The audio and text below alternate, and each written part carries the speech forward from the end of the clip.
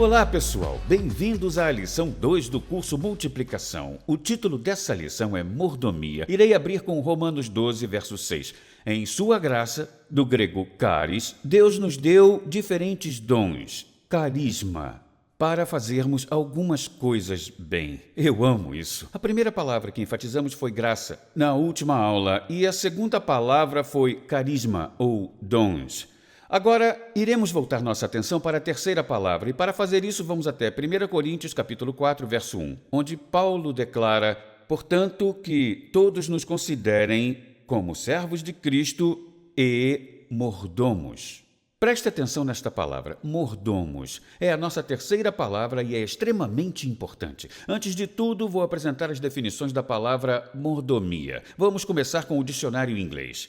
É a gestão cuidadosa e responsável de algo confiado a alguém. Vamos ao dicionário grego. A palavra grega para mordomo, eu não vou tentar pronunciar, mas vai aparecer aí na sua tela. Aquele que tem a autoridade e a responsabilidade sobre algo. Aquele que está a cargo de algo, que é responsável por um administrador ou gerente.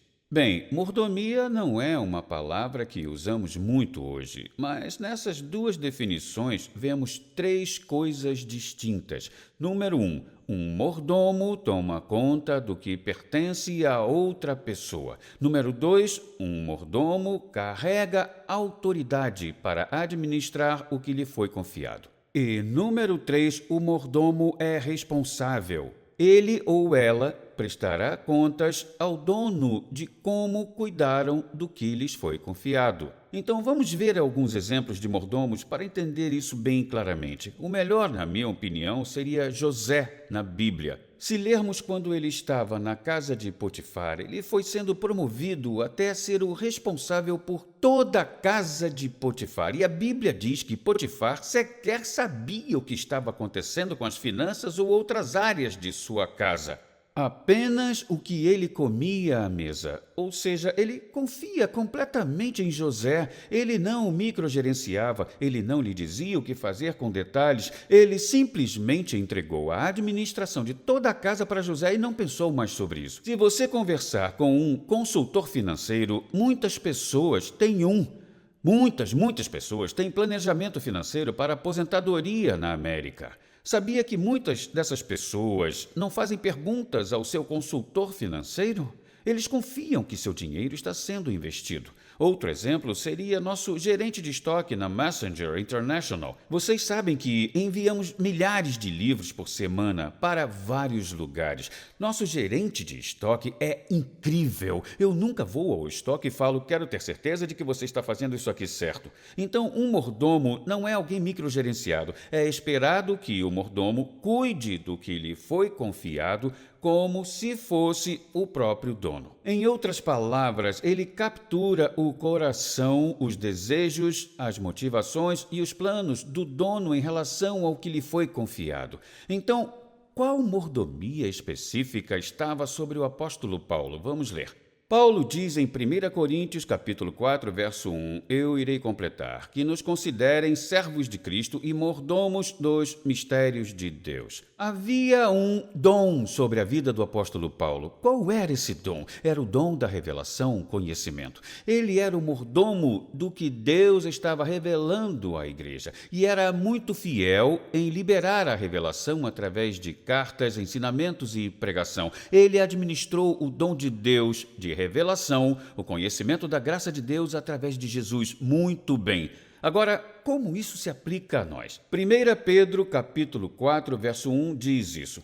Cada um, agora preste atenção nessas palavras, cada um, não diz cada pastor, cada ministro. Se você nasceu de novo e o Espírito de Deus reside dentro de você, você recebeu um dom ou mais.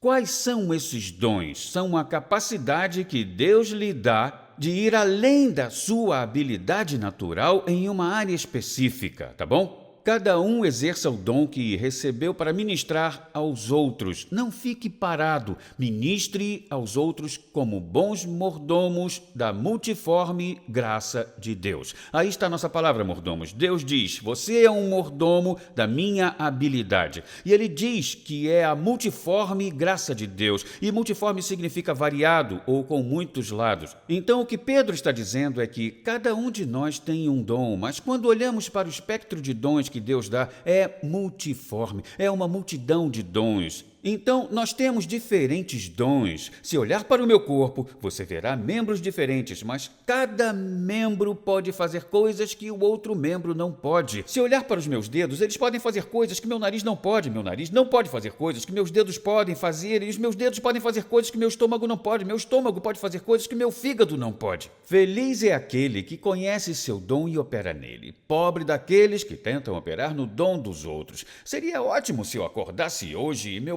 polegar dissesse: ei, já deu para mim, você tem pregado e ensinado por 30 anos, sai daí, eu vou ministrar seu curso hoje. Seria patético, meu polegar não pode fazer isso. Também é patético assim quando tentamos operar no dom dos outros. É muito importante que você entenda o seu dom e o administre bem. Agora, vou usar a atitude de Paulo como modelo de como devemos tratar nossos dons. É muito importante o que eu vou dizer. Ouça as palavras de Paulo em 1 Coríntios capítulo 9, versículos 16 e 17. Ele disse: quando prego o evangelho, não posso me orgulhar, pois me é imposta a necessidade de pregar. Sim, agora veja só. Ai de mim se não pregar o evangelho.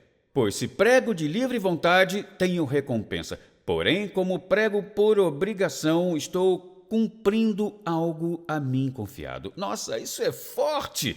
Paulo disse: ai de mim, se não usar meu dom. Ai de mim! Ok, então agora eu vou te dizer o que significa a palavra ai, tá? Irá surpreender. Se segura e se prepara para isso. Presta atenção. A palavra grega que está aparecendo aqui embaixo na sua tela. Então será a última vez que eu vou dizer isso, tá? Não espere que eu pronuncie as palavras em grego. Eu não sou um especialista, mas consigo ler as concordâncias e o léxico. Essa palavra no grego quer dizer desastre, horror. Outro dicionário grego diz tudo completo. A Bíblia diz que é a interjeição para tristeza ou indignação. Cada ocorrência dessa palavra no Novo Testamento deixa implícito um muito sério e terrível julgamento. Sei que isso pode estar fazendo você tremer um pouco, mas relaxe. Não tem a ver com a sua capacidade, tem a ver com a capacidade de Deus na sua vida. Tem a ver com como administrar bem o que Ele lhe deu. É semelhante a amaldiçoar a si mesmo. Então Paulo, quando diz ai, está fazendo isso. Isso vem direto desses dicionários gregos. É como se ele estivesse amaldiçoando a si mesmo. Então, aqui vai o principal. É algo muito sério negligenciar o dom de Deus sobre a sua vida. Apresentando Messenger X, uma nova plataforma de downloads e streaming de vídeo. É uma biblioteca digital completa com cursos de discipulado de John e Lisa Bevere, incluindo aulas em vídeo, audiolivros, e-books, filmes curtos, bíblias e mais. Essa nova plataforma pode ser usada em todos os seus dispositivos e é completamente grátis em mais de 111 idiomas. Discipulado para todos em todo lugar. Baixe o aplicativo e vá para messengerx.com.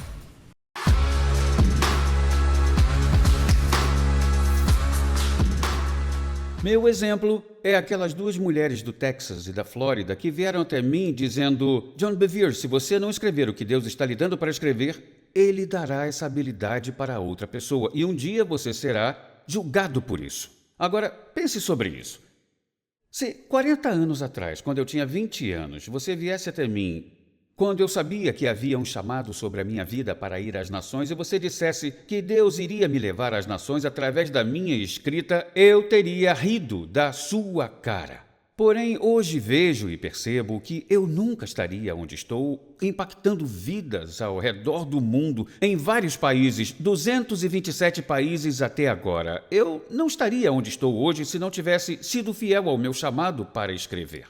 Então, eu teria que repetir as palavras de Paulo. Ai de mim, se não escrever os livros que Deus me chamou para escrever. Ai de mim se não pregar o que Deus me chamou para pregar. Eu sei que isso é sério, mas preste atenção. Deus não está escondendo de você o que Ele colocou na sua vida. Requer um pouco de busca e, de novo, quero enfatizar que, se você ainda não assistiu o curso Dons, assista, porque falamos com detalhe sobre como descobrir os dons de Deus e como desenvolvê-los na sua vida. Agora, vamos voltar a Paulo.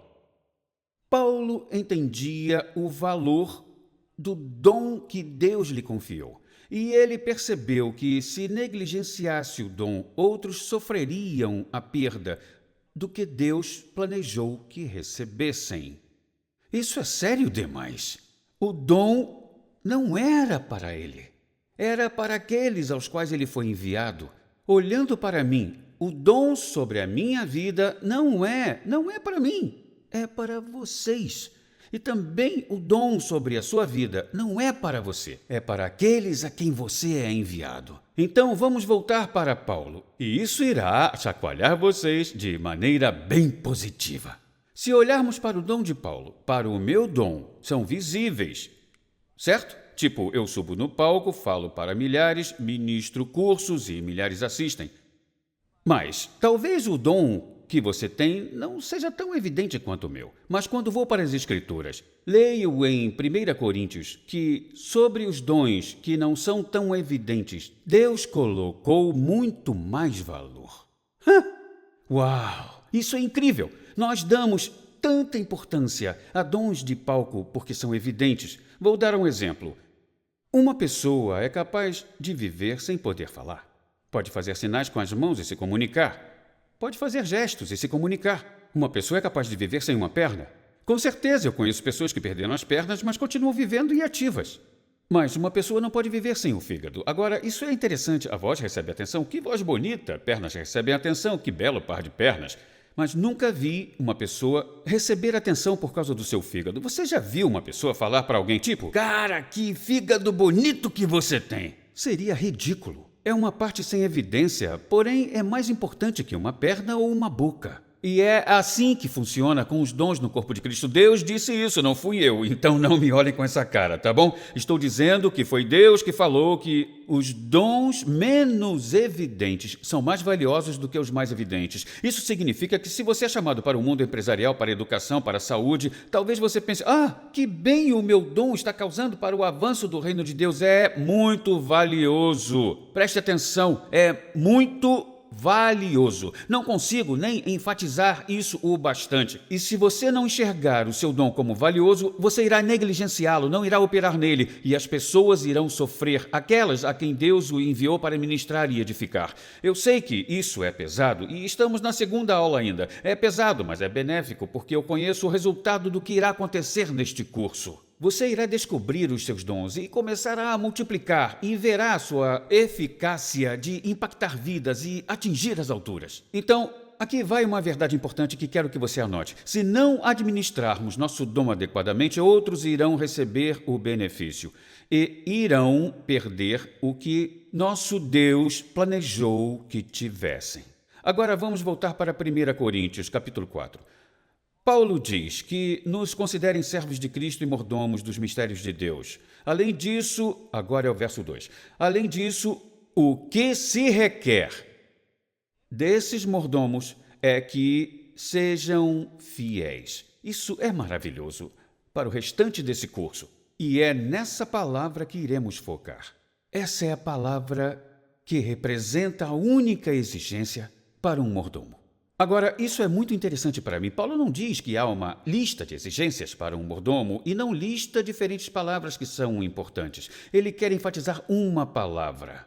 A única palavra que ele enfatiza com uma exigência é que o mordomo seja fiel ao que lhe foi confiado. Então, a única coisa para a qual Deus vai olhar é como você lidou com o que ele lhe deu. Você foi fiel? O que a palavra fiel significa?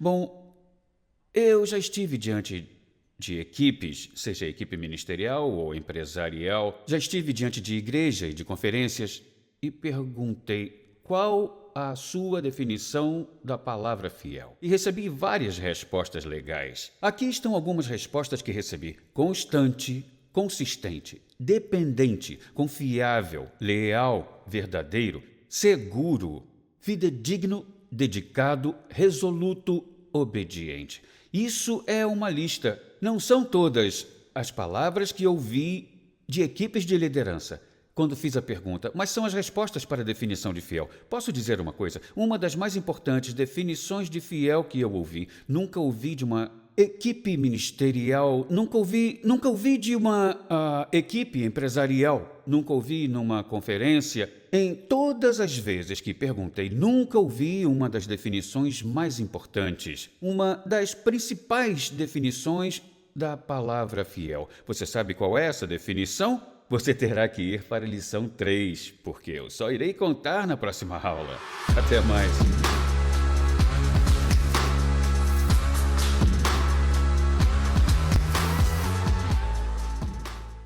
Apresentando Messenger X, uma nova plataforma de downloads e streaming de vídeo. É uma biblioteca digital completa com cursos de discipulado de John e Lisa Bevere, incluindo aulas em vídeo, audiolivros, e-books, filmes curtos, bíblias e mais. Essa nova plataforma pode ser usada em todos os seus dispositivos e é completamente grátis em mais de 111 idiomas. Discipulado para todos em todo lugar. Baixe o aplicativo e vá para messengerx.com.